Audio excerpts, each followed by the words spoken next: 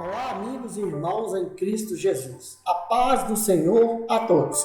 É um privilégio imenso em tê-los aqui no meu canal. Gostaria de estar deixando um versículo para a meditação de todos, que se encontra no livro de Apocalipse, no capítulo 3, versículo 10, que diz: Como guardastes a palavra da minha paciência, também eu te guardarei da hora da tentação que há de vir sobre todo o mundo, para tentar os que habitam na terra.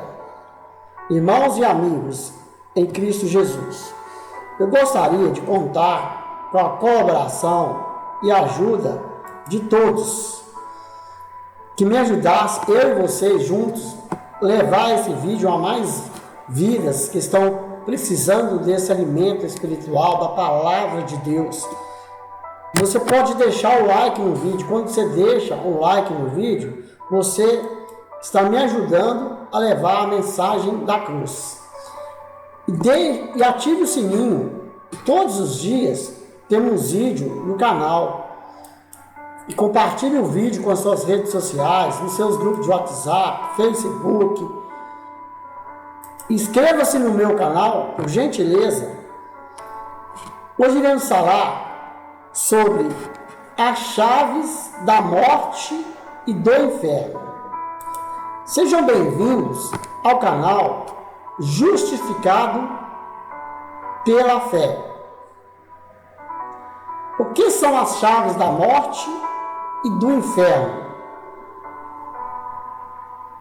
As chaves da morte e do inferno são símbolos da soberania, poder e autoridade de Cristo sobre a existência e o destino dos homens. A Bíblia diz que somente Jesus, mais ninguém, é quem possui as chaves. Quando o apóstolo João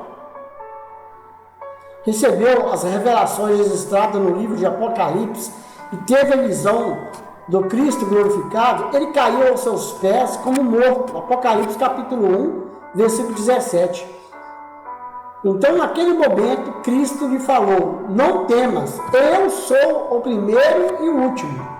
E o que vive, fui morto, mas eis aqui estou vivo para todo sempre.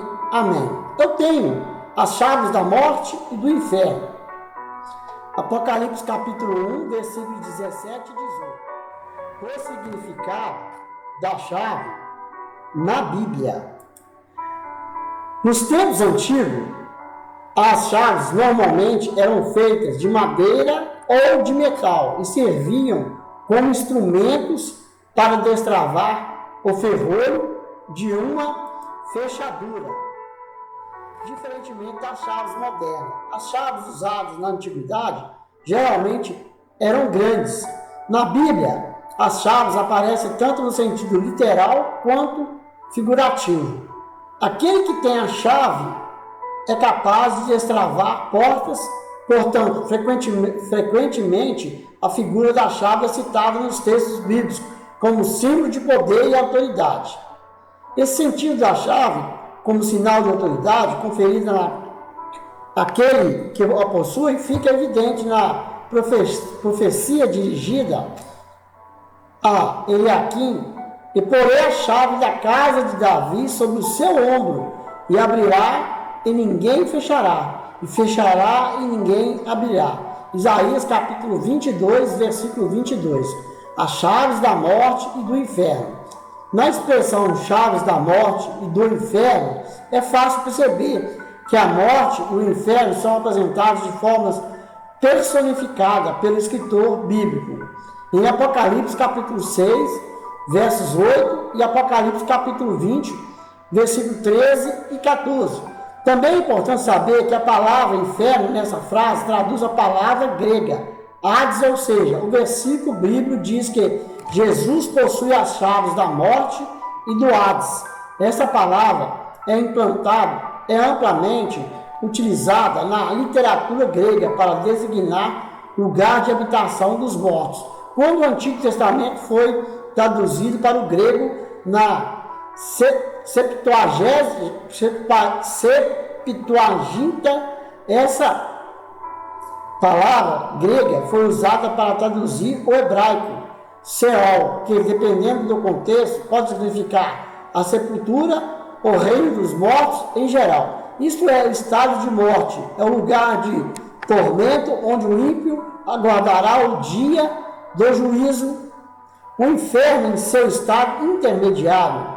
No Novo Testamento, a palavra Hades também é empregada com essa mesma variedade de sentidos. Porém, o mais usual é que Hades se refira ao lugar de tormento dos ímpios enquanto aguardam o castigo eterno do inferno final. Considerando essas variedades de significadas da palavra Hades na Bíblia, qual será o sentido pretendido pelo autor ao dizer que Cristo possui as chaves da morte e do inferno? Ela usa a palavra Hades como sinônimo da morte, ou como equivalente à sepultura, ou ainda como uma referência ao lugar de tormento do ímpio. A maioria dos estudiosos defende que Hades, nesse caso, não significa o inferno, lugar de tormento, ou túmulo, mas a condição de existência desincorporada do homem, imediatamente seguindo a morte. Então a expressão chaves da morte e do inferno inclui tanto o estado de morte quanto o lugar de morte, de existência da alma separada do corpo. Seja como for, o importante é que Cristo é soberano sobre todos esses aspectos, um conforto para os redimidos. Certamente, saber que Cristo tem as chaves da morte e do inferno é um grande conforto para os fiéis. Aqui vale lembrar que os destinatários primários do livro do Apocalipse foram os crentes do primeiro século, que viveram na Ásia Menor, sob o domínio do Império Romano. Esses crentes enfrentaram grandes perseguições e muitos deles foram submetidos à morte por causa do Evangelho de Cristo. Mas saber que as chaves da morte e do inferno estavam nas mãos de Cristo era uma clara mensagem de encorajamento para aqueles cristãos. Não havia o que temer. Isso porque o próprio Cristo, que triunfou sobre a morte e o Hades, e que é quem possui absoluta autoridade sobre eles. Aqueles que eram perseguidos até a morte podiam descansar, sabendo que eram cuidados por aquele que ressuscitou dos mortos. Nesse sentido, a morte não era mais vista como um motivo de derrota, mas de vitória.